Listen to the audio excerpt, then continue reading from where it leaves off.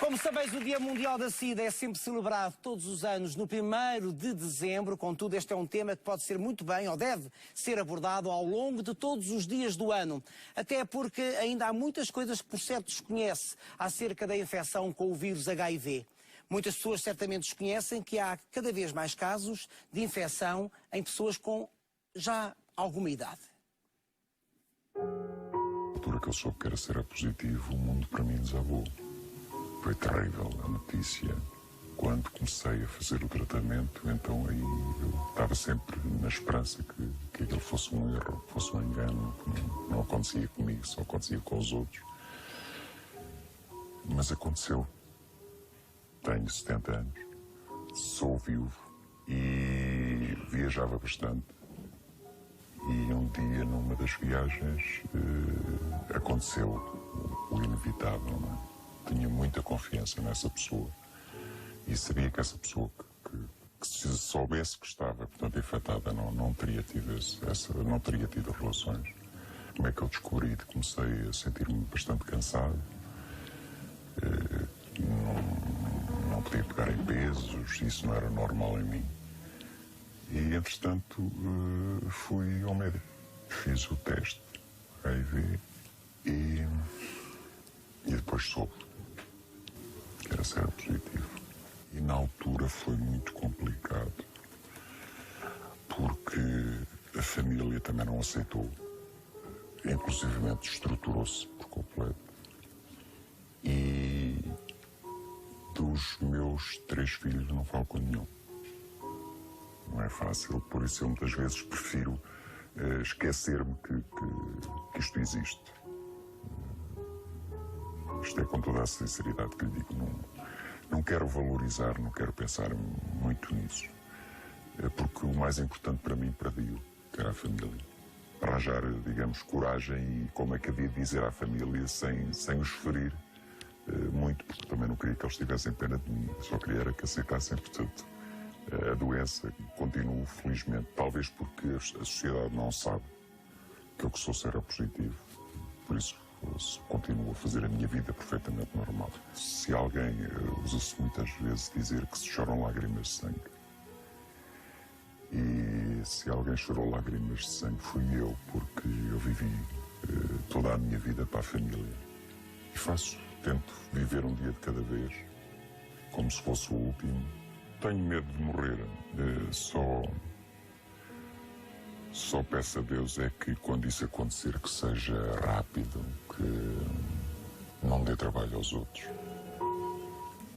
A nossa convidada, a psicóloga Filomena Aguiar. Sra. Doutora, muito bom dia. Este é um caso, por exemplo, de um homem... Seja bem-vinda. Este é um caso, por exemplo, de um senhor com 60 anos. Ele é infectado já depois dos 60 anos. Portanto, ele neste momento tem 70. Já neste momento já tem 70. Ele já tem 70 anos. Portanto, ele foi infectado há 10 anos. Há cerca de 10 anos, mais ou menos. Por volta dos 60 anos. Exato. Portanto, aqui está uma coisa que muitas pessoas desconhecem, é que a infecção ocorre cada vez mais, não é? Há mais casos cada de vez pessoas com mais de 50, de 60 anos a serem infectadas. Nós temos 2 faixas etárias neste momento muito complicadas, cada vez mais novos e cada vez mais idosos. E realmente a parte das pessoas com mais idade já é complicada a nível da saúde, porque realmente o envelhecimento ativo faz com que as pessoas tragam determinadas doenças. Agora, associe isto à infecção VIH, porque realmente tem tudo a crescer dos sintomas de toda a parte das pessoas que têm idade. Com tantas campanhas de sensibilização, até porque, por exemplo, há faixas etárias e há faixas da população que realmente se previnem, não é? E que levam a sério as campanhas. Porquê é que surgem estes casos com pessoas com 50, com 60 anos? Isto está cada vez mais a acontecer. São pessoas que, como nós vimos ali na reportagem, ficam viúvas, outras divorciam-se e realmente as pessoas têm direito a refazer a sua vida, claro. Não é? E realmente acabam por juntar-se a outras pessoas e nós nunca sabemos qual é o passado destas pessoas e com quem todas é que elas também tiveram. Um passado, não é? Exatamente. Nomeadamente portanto, sexual. Todos nós, exatamente. De maneira que acaba por as pessoas, sem saberem que estão infectadas e acabam por ter algum sintoma que seja mais grave ou alguma doença que tenha uma exuberância maior e acabam por depois de fazer o teste ou através do médico de família, que depois, em geral, este caso, por acaso, foi através do médico de família que enviou para o hospital, para a infecciologia patologia. E, portanto, as pessoas desconheciam completamente que estavam infectadas. Este caso também é dramático pelo facto dos filhos, a própria família, o deixou. Exatamente. Portanto, não se dá aqui um ostracismo da família, não é? Aqui o caso do António é um caso particular, porque realmente ele até daria a cara e tudo, mas realmente é o que ele diz. Devido à família e ter sido rejeitado completamente pela família, ele em respeito não dá a cara. Ele é nosso utente já há uns anos e colabora connosco e realmente é só mesmo por essa questão, mais nada. De qualquer das maneiras, é bom lembrar que SIDA é sinónimo de doença crónica, portanto... É doença crónica, exatamente, não tem cura. Não tem cura, mas é uma doença crónica que pode durar, pode fazer com que a pessoa viva muitos anos, não é? Com qualidade e com dignidade. Agora, nestes últimos anos, realmente a terapêutica da SIDA teve uma evolução muito grande. Os meus primeiros doentes, eu já trabalho na Fundação há 20 anos e, portanto, os nossos primeiros doentes tomavam 20, 30, 40 comprimidos por dia. Portanto, isto acaba por condicionar imenso a vida, o dia-a-dia das pessoas. E tem efeitos secundários, não é? Neste momento, tomam um comprimido, 2 no máximo. Portanto, acabam por tomar menos comprimidos do que de outras doenças que tenham. Mas há uma coisa que está associada e que é extremamente grave, que são pessoas que são muito, muito discriminadas. Nós falamos e tentamos e há imensas ações de formação, e não importa há imensas a idade, não importa a idade? Não importa a idade, mas realmente nas pessoas idosas é dramático. Ainda são mais discriminadas. Porquê? Porque a idade já discrimina um bocado as pessoas. Eu costumo dizer, às vezes tratar de pessoas mais novas, as pessoas acham muita piada, tratar dos mais velhos não acham. E realmente é uma faixa etária e é uma população que a nós, e a mim particularmente como psicóloga clínica, eu acarinho muito e que estou a avançar em grande na Fundação com novos projetos para isto. Porque são pessoas que têm que ser muito, muito acarinhadas, pessoas têm que ter um apoio psicológico muito grande e têm que ter um apoio também de retaguarda social. Nós temos casos de pessoas, o meu idoso com mais idade tem 81 anos. Se gosta tanto de pessoas com mais idade, porque é que não diz velho e diz idoso? Eu adoro a palavra velho.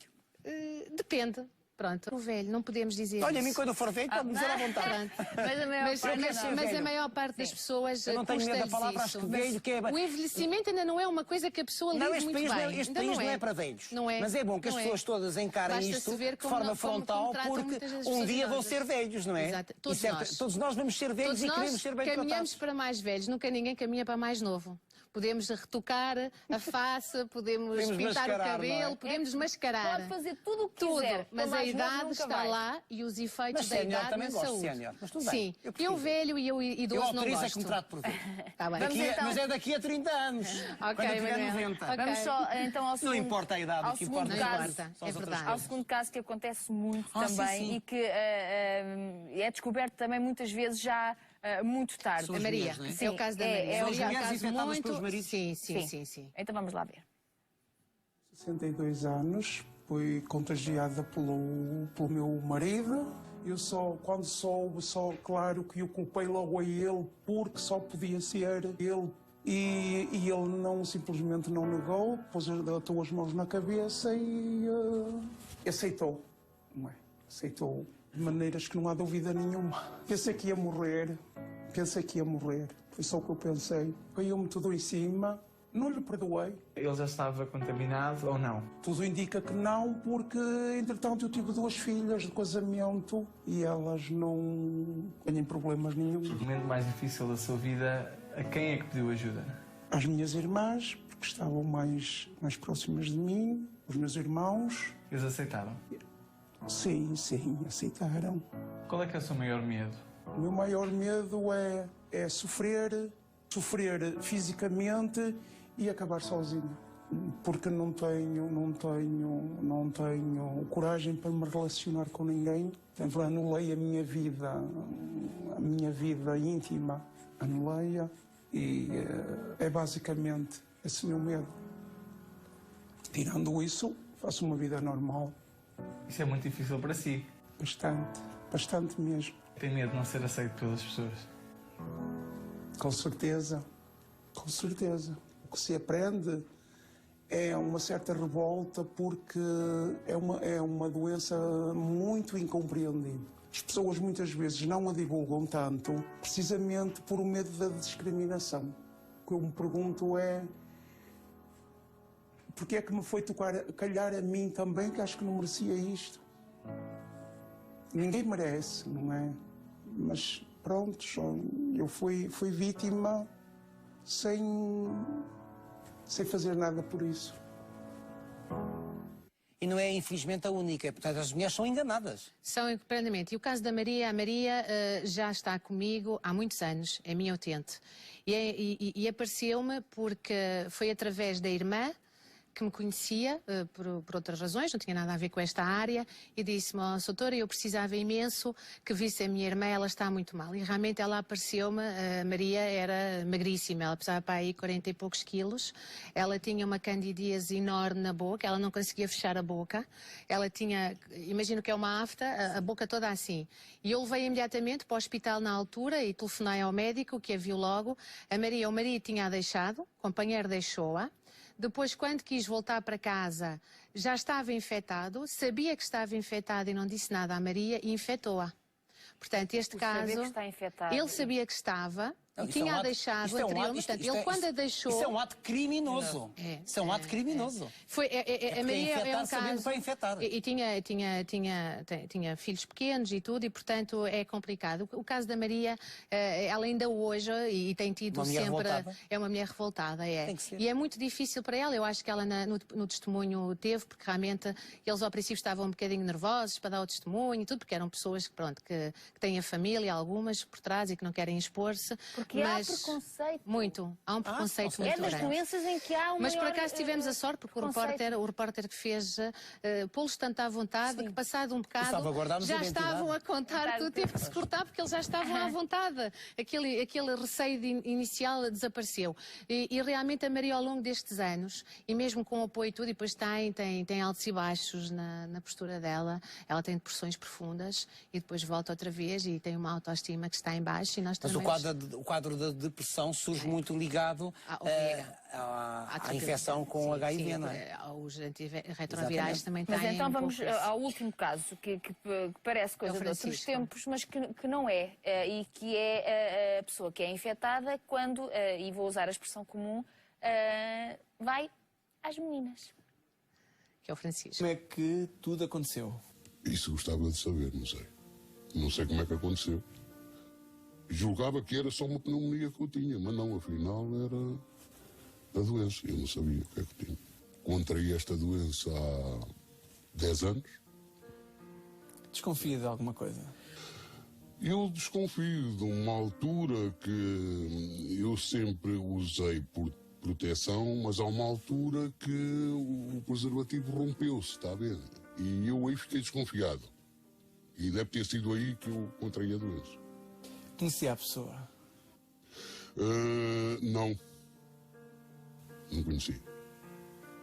Nunca quis saber disso para nada. Apareceu, pronto, na altura, até foi, sei lá, devia ser para aí 1 ou 2 da manhã. Eu sou divorciado, está a ver?